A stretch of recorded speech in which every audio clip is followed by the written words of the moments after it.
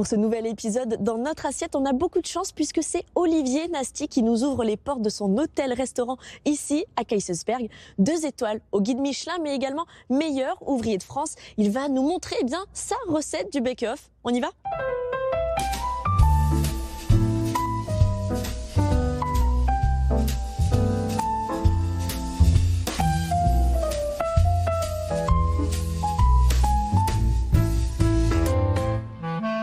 Bonjour chef. Célia, allez bien ? soyez la bienvenue. Merci de nous accueillir dans ces cuisines. On s'attaque aujourd'hui à un plat traditionnel alsacien, le bake-off, que vous maîtrisez parfaitement. Qu'on Plutôt maîtrise bien. normalement bien parce qu'on en fait régulièrement. Toutes les semaines, on a des clients qui viennent en manger. Donc ça, pour ça, et on fait bien attention de leur dire, on doit le réserver 48 heures à l'avance parce qu'il faut le cuire, faut qu'il y ait une longue cuisson, que ce soit bien confit. J'aime pas trop le prendre et puis on peut en faire des fois à la minute, ça arrive. Hein. Il y a des fois, on est aussi, on a fait des erreurs, on est pressé. Voilà. Mais un bake-off, C'est un plat où on prend le temps. se prépare, se marine et se cuit longuement. Longuement. Alors on a besoin d'ingrédients qui sont devant nous. C'est quoi ? On a besoin de quoi pour faire un bon bake-off ?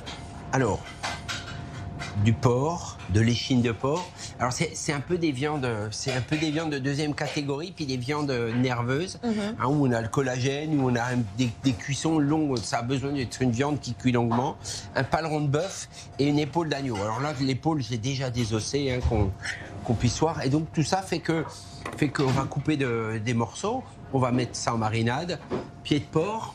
Pour le collagène, ça va un petit peu apporter avec la longue cuisson, un petit peu le collagène va se libérer, puis il va se mélanger avec la fécule de pomme de terre et on va avoir un bouillon à peine lié qui va apparaître. Quelques légumes, des carottes ou pas, de l'oignon, du poireau, de l'ail, et puis quelques épices qu'on voit là. De la coriandre, de la baie de genièvre, cumin, poivre en grains. Je pense qu'un plat comme ça ne se bouscule pas trop. C'est comme ça que j'aime le dire. On doit le garder, la tradition doit être respectée. On doit choisir de très bons produits. Alors forcément, on va pas aller chercher du porc au bout de la France. On va pas chercher une carotte aux 4 coins du monde. Bien sûr. On va les garder là. On va prendre autour de chez nous. Vous êtes tous un maraîcher. On va tous trouver un maraîcher. On va tous trouver un bon boucher qui va vous donner les bonnes viandes, savoir d'où elles viennent. On attaque ? Voilà, on attaque. On commence par quoi, chef ? C'est facile, hein. Regardez, on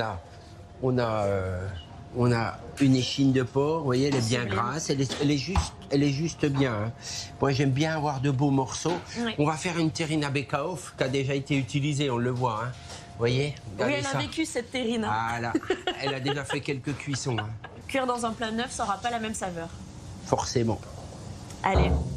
Donc on va faire, c'est une terrine pour 4 personnes, Ouais. donc on va faire 4 morceaux, hein. C'est pas la peine de vouloir en faire beaucoup plus parce que les viandes ne vont pas rentrer dans le Oui, moule. faut pas que ça vous voyez, déborde. Hein. Des beaux morceaux, ça va aussi un peu Oui. rétrécir dans la D'accord. cuisson. On va encore en couper un petit morceau. Bon, vous avez un super couteau, hein. Il découpe. Il faut qu'il mais- coupe. Hein. On fait un meilleur travail avec un couteau qui coupe, toujours. Et vous savez quoi, le petit secret ? Vous ne vous coupez pas avec un couteau qui coupe.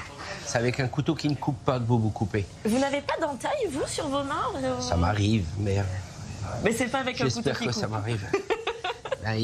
Vous, à vrai dire, avec un couteau qui coupe pas, vous forcez. Oui, Et si vous forcez, oui, l'accident peut vite arriver. exactement.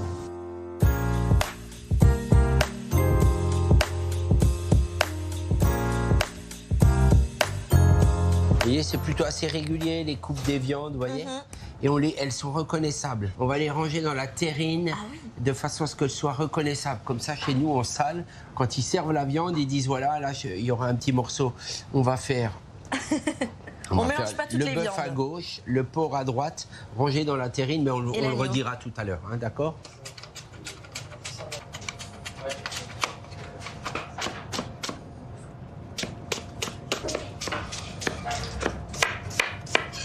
Vous avez quel lien, chef, avec le bake-off ? Quand est-ce C'est- que vous avez cuisiné peut-être votre premier bake-off ou mangé tout simplement votre premier bake-off ? Est-ce que vous avez un souvenir de ça ? Ouais, ça c'est il y a fort longtemps, il y a quelques années effectivement. J'aime cette cuisine J'aime cette cuisine de tradition et familiale. Ça, pour moi, ça a une importance cruciale dans ma façon de vivre, déjà. J'aime montrer, j'aime expliquer aussi à mes enfants. J'ai expliqué à mes enfants beaucoup qu'on a construit, que des familles se sont construites aussi autour de beaucoup de traditions. Oui. Et puis c'est aussi à moi, cuisinier, de faire perdurer ces traditions. C'est mon devoir que de continuer à faire perdurer. Donc ça, c'est quelque chose que j'affectionne particulièrement. Et ma cuisine est basée sur cette cuisine populaire. Pour moi, ça, c'est une vraie cuisine populaire.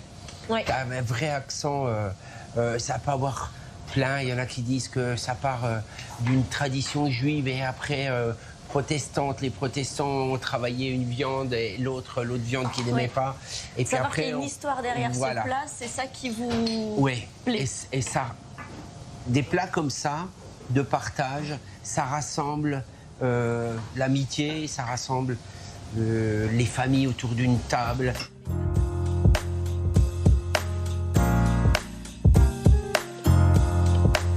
Nos petits légumes sont prêts, magnifiquement bien découpés. Les viandes sont coupées. Les épices qui sont là, j'en ai fait une petite poudre. Temps pour temps. Quand on dit temps pour temps, c'est une cuillerée de chaque, de coriandre, de poivre en grains, de cumin et de baie de genièvre. J'ai mixé ça. Sentez voir. Vous voyez, ça sent bon. Ça sent bon, ça sent fort. Ça sent bon. Tout ce qu'on veut. C'est doux. Du laurier. Du thym. Et du laurier. Et on a notre vin blanc. Vin blanc d'Alsace. J'ai taillé déjà les pommes de terre, vous les voyez, elles sont là. Oui, parce que c'est un élément essentiel du bake-off, les pommes de terre. La patate. Donc là, on fait quoi? On met les viandes dans un plat. On va mettre à mariner nos viandes. On fait une marinade. Pas de sel. Pourquoi pas de sel? Parce qu'on ne sale pas une viande au départ, elle va rendre toute son eau, elle va sécher. Donc c'est pendant la cuisson qu'on met un petit peu de sel. À la cuisson, quand on va faire notre montage, on va mettre nos légumes. Nos pieds de porc. Un peu de vin. Là on a quoi, 50 centilitres? Il y a 75 centilitres à peu près. On va prendre un bon Riesling de notre grand cru là, qui est devant le Chambard. Un bon vin blanc de la vallée de Kaysersberg. C'est quand même un plaisir, non, de travailler ici tous les jours, de se lever, d'être au pied des vignes. Je vous assure que oui. C'est joli comme tout. Quand vous arrivez, c'est d'une beauté incroyable. On filme, on met ça à peu près, 12 bonnes heures au frigo. Ah oui. D'accord. La marinade fera beaucoup de bien. Vous nous en avez préparé un autre parce qu'on va pas attendre 12 heures. Mais oui, t'es malin. Hein? Allez, super. Bon, en attendant que notre marinade repose, on va parler de ces fameux plats dans lesquels on cuit le bake-off. Les terrines à bake-off, oui. Bah là, on le voit que c'est des terrines qui ont été utilisées. Vous avez vu différentes. Ça, c'est une terrine traditionnelle qui est assez récente, à vrai dire. D'accord. Et celle-ci là, qui est beaucoup plus grosse. Celle-ci, elle est faite pour 8-10 personnes à peu près. Et là, c'est beaucoup plus gros. Puis on le voit, il y avait le nom des familles. Là, on voit, il y a un petit cœur. Je pense que ça a dû être un cadeau fait pour le mariage. Ah, et bon, parce que vous l'avez chiné, vous l'avez trouvé en brocante, celle-ci. Ouais, j'ai trouvé dans une brocante. C'est rigolo. Celle-ci aussi, regardez comme elle est belle. Elle est magnifique, elle est énorme. Celle-ci, elle est splendide. Tout en longueur. À Noël dernier, j'ai fait une oie. Une oie de 6-7 kilos, elle faisait l'oie. Magnifique, c'était. Et vous voyez, ils ont même eux-mêmes refait le décor du pain. Oui, dessus. Le pain autour que vous mettez. Ça apporte quoi en goût, gustativement parlant? Ça a vraiment une valeur ajoutée de cuire son bake-off là-dedans? Pour moi, l'idée du bake-off, c'est l'idée du boulanger en même temps. Il y avait le travail, il y avait on récupérait l'énergie du four du boulanger, puisque forcément, vous imaginez avoir des fours comme ça à la maison, il y a 100 ans, on n'avait pas ça. Hein, on cuisait à la braise et donc on utilisait l'énergie, le four du boulanger quand lui a fini de travailler, qui avait une énergie dingue. On lui dit prenez mon plat, faites-le chauffer. Voilà. Et puis toutes ces familles, je pense... dans différentes traditions, on n'avait pas le droit d'utiliser l'énergie certains jours de la semaine. Après, je pense que des ménagères qui allaient laver le linge le lundi ont dû aussi utiliser le four du boulanger. Enfin, il y a tellement de traditions qui sont données sur le bake-off que j'ose pas en faire moi l'histoire. Mais une belle histoire, en tous les cas, c'est que on servait du four du boulanger pour cuire cette terrine. Et ça, c'est, je pense, le feu de bois vous amène des parfums qui sont perceptibles et qui sont encore différents. Mais c'est beau, hein. Regardez, là, quand vous arrivez avec un plat comme ça au milieu de la table, ça en jette tout de suite. C'est formidable. Regardez ça, c'est incroyable l'histoire qu'a dû avoir. Oui, parce que là, on voit les petites rayures. On voit l'histoire qu'a dû avoir cette terrine pour des familles. Incroyable. Pour moi, c'est super important. Voilà. Il y a une vraie richesse que d'avoir encore des plats comme ça. Moi, j'y fais très, très attention. Hein. Mais elles sont toutes aussi bonnes. Hein. Que vous mettiez dans une terrine récente, une vieille terrine, si vous faites bien les choses, exactement. Ça marche. Voilà. Bon, on passe à la suite. Saindoux. Donc, on va tapisser notre moule. Je dirais que vous passez de la pommade. C'est pas faux, hein.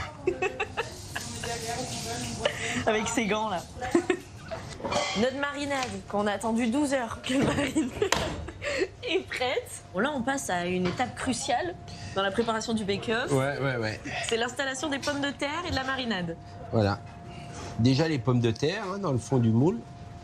On fait en sorte à ce que la pomme de terre recouvre bien le fond du moule. Et il y en a qui mettent les pommes de terre sur le côté comme ça du moule. Mais c'est ce qu'on va faire, regardez. Ah, mais ça c'est satisfaisant. C'est une potée de pommes de terre et de viande, hein, ni plus ni moins. On a quelques légumes, vous voyez, mais c'est ni plus ni moins qu'une potée de pommes de terre, exactement.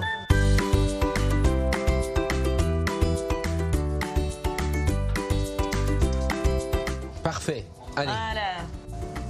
Du gros sel et puis notre mélange d'épices. Notre petit mélange d'épices. On passe à la marinade. Déjà les légumes qui nous ont servi à mariner nos viandes. Oui. Hein? Ok, donc on met les chines au milieu, les chines de porc au milieu. Voilà. Ça, c'est le paleron de bœuf. Ça a une importance, cette disposition Ben moi, ce que je trouve, c'est que quand on reconnaît les viandes, quand on sait dire à la personne, ben voilà, je t'ai mis le paleron à droite, l'épaule d'agneau à gauche, et puis les chines de porc au milieu, et ben je trouve que c'est plutôt pas mal. Chaque étape, on recèle et on réépice. Il faut réassaisonner. On réassaisonne. Le petit laurier, voilà, le thym. Quelques légumes de nouveau. C'est pour avoir bonne conscience, les légumes. Voilà. Vous avez mis les pieds de porc ou ça se met pas dans Je vais les mettre sur la hauteur, moi. Ah, d'accord. Moi, j'aime bien les mettre en haut. Et vous les gardez pour la dégustation, ces pieds de porc? Ah, ben oui. Ah oui, on en jetterait un. Ah non. Ah non. Il vaut mieux pas, hein. On va faire une belle corolle de pommes de terre. Pour que ce soit ce plat. Joli comme tour. Regardez ça. Bon, on le voit autour de votre cou. Vous aussi, vous avez une belle collerette. Bleu, blanc, rouge. Vous avez été sacré meilleur ouvrier de France en 2007. C'est ça, oui. J'ai fait ce concours qui est le concours d'une vie, quoi. Hein. Des concours de cuisine, il y en a beaucoup d'ailleurs. Il y en a beaucoup. Mais c'est quoi, c'est le plus prestigieux? Qu'est-ce qui vous apporte ce concours-là et ce titre-là? C'est le plus difficile. Hein. Vous devez avoir une technique extrêmement pointue, une connaissance très très très pointue de votre métier. Vous avez des examens écrits et oraux et également, il n'y a pas que de la cuisine là-dedans. À vrai dire, ce concours a été créé dans les années 20, 1920, pour valoriser l'artisanat. En général, on est à peu près 600 à essayer de l'avoir. Et à chaque année, il y en a combien qui Tous les 3 ont le ans, Graal tous les 4 ans seulement. Ah, tous les 3-4 ans, on passe cet c'est examen. un peu comme les Jeux Olympiques, quoi, tous les 3-4 ans. Les Olympiques, c'est... Ouais, c'est compliqué à avoir. J'imagine que c'est une fierté puisque vous portez votre habit de meilleur ouvrier de France tous les jours. Tous les matins, vous avez le drapeau bleu, blanc, rouge autour du cou. Donc, vous avez une certaine obligation de réussite. C'est un devoir Ouais, c'est un devoir que de bien faire. C'est un devoir que d'être représentant de l'excellence, du savoir-faire, de la formation, de la pédagogie. Bien sûr. C'est se réinventer ou garder son excellence, voilà, garder l'excellence. C'est exactement. Vous avez dit un mot qui est important, c'est de savoir toujours se réinventer, toujours avoir la connaissance de votre métier sur le bout des doigts. Et puis forcément, mon métier il a évolué, donc c'est aussi à moi d'évoluer avec mon métier. Donc là, je remets mon bouillon de marinade dedans. Sinon, ça va être un peu sec si on met pas ce bouillon de marinade. Et là, on couvre un peu. Voilà. Et on voit, regardez, on voit que le bouillon arrive. Ouais, ça déborde presque. Et ça va faire un petit peu de... Au bout d'un moment, quand la cuisson va se faire, vous allez avoir une petite compotée qui va se former dedans. Et voilà. Génial. Oui.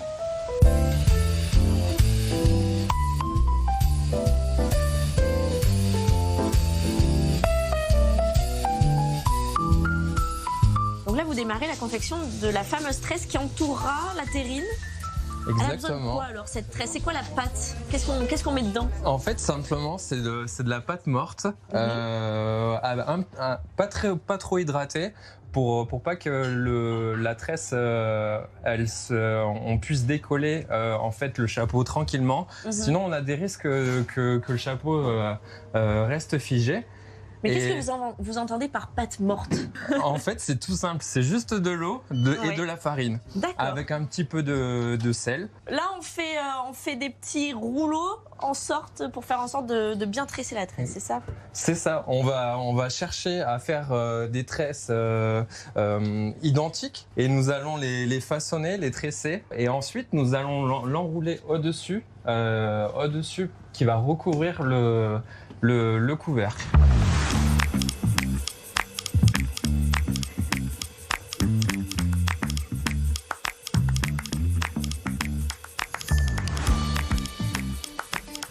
Bon, la pâte est tressée et on va la disposer tout autour de la terrine. Exactement. On va faire en sorte de la disposer de façon à ce qu'elle nous apporte le côté hermétique. Voilà. Il y a le petit trou qui est là, donc on peut fermer hermétiquement cette terrine. Oui. Vous voyez ?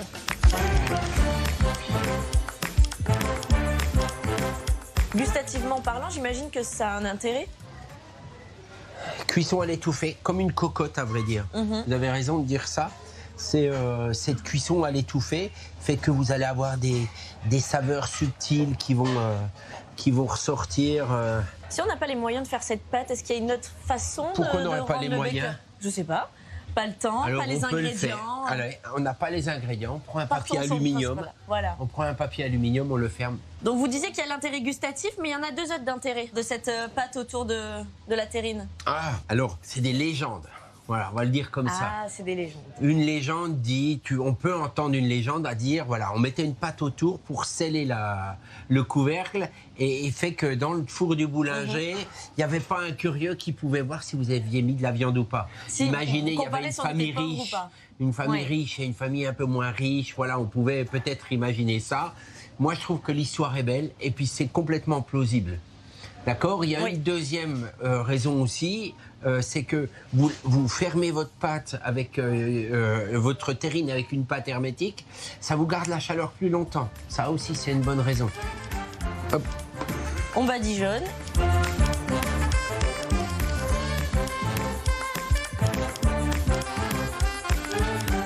Le plat est prêt, on le met au four, chef? Ouais. Allez. Et alors là, ça part pour combien de temps? 3h30 en tous les cas. À combien? À 180 degrés.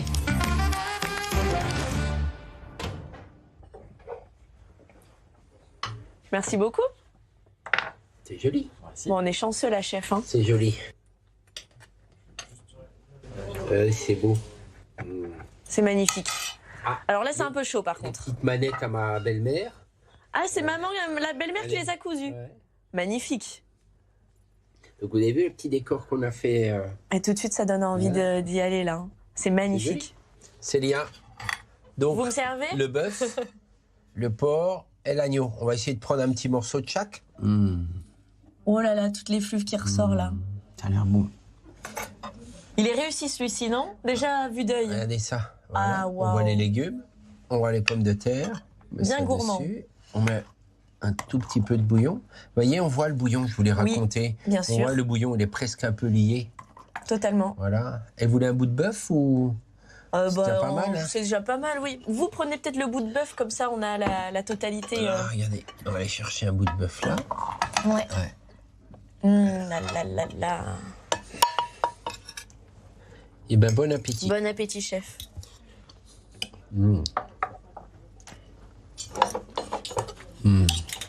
C'est un plaisir gustatif là pour. Waouh. Vous voyez, les viandes, elles sont bien cuites. Elles sont fondantes. Exactement. On les reconnaît.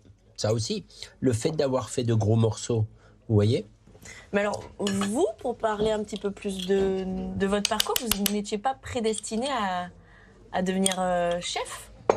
Ça s'est fait Alors, un petit peu... prédestiné à devenir chef, non. Je suis plus tout jeune, donc on imagine que quand vous démarrez un métier comme celui-là, il y a plus de 40 ans en arrière, c'est un métier qui était très artisanal. Donc j'avais envie de travailler. C'était mon envie. Je vivais dans un petit village. C'était ou être boulanger ou paysan. Et la cuisine m'a toujours plu, mais c'était pas quelque chose que j'affectionnais particulièrement. Où j'ai eu le déclic, c'est que je suis rentré dans une maison où le chef était un grand chef. Et il m'a transmis cette passion et cette rigueur. Je suis quelqu'un d'extrêmement rigoureux quand je fais les choses. J'aime la rigueur, j'aime la technique, j'aime la connaissance, j'aime le savoir. Et donc, c'est un métier où il faut avoir un savoir d'histoire, de géographie, puisqu'on doit savoir d'où vient le produit, comment il a été cultivé, ou quelle est l'histoire que le produit a. Et puis après, moi, dans la tradition, dans l'histoire de l'homme, d'une région, il faut connaître tout ça. Par exemple, sur la vallée de Kaysersberg, il y a des traditions que vous ne retrouverez pas dans la vallée d'à côté. Cet amour pour la cuisine et ces connaissances que vous avez, on l'a dit, finalement, vous avez décroché ce tant espéré titre de meilleur ouvrier de France, mais vous avez également 2 étoiles au guide Michelin. Là, c'est un titre, on va dire, d'équipe que vous avez gagné. C'est un peu ça, si vous avez raison, de dire que c'est un titre que vous construisez avec une équipe. Vous êtes le commandant de bord, ça assurément, mais vous le construisez au quotidien avec une équipe, avec quelqu'un qui vous est fidèle tous les jours, et donc là vous construisez avec une équipe en salle, en cuisine, à l'accueil, en réception, en sommellerie. Voilà, c'est un métier qui se construit comme ça, et puis après vous allez glaner des récompenses au guide Michelin, au Goemio aussi. On a aussi 5 toques et 19 sur 20 au Goemio, qui fait qu'on fait partie des 15 plus belles tables de France. De tous ces titres que vous avez reçus, il y en a un peut-être qui vous tient particulièrement à cœur, dont vous êtes vraiment fier?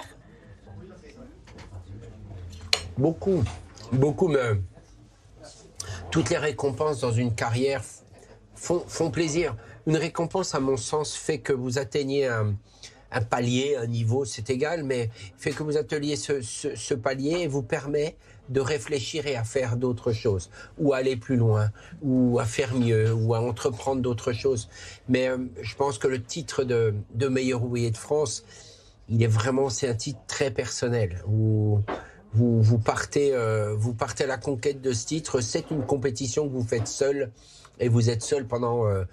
c'est une vie de travail, et le jour où vous mettez cette compétition, où vous allez faire... C'est comme quelqu'un qui fait un 110 mètres haies. Le jour où il fait sa compétition, il est seul, quoi. Voilà. Oui, seul. Alors qu'il a été entouré de beaucoup de monde auparavant. Et voilà, il est parti, il est seul. Et voilà.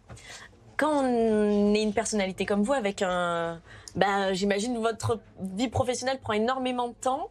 On arrive à allier vie personnelle et vie professionnelle? C'est difficile, C'est difficile.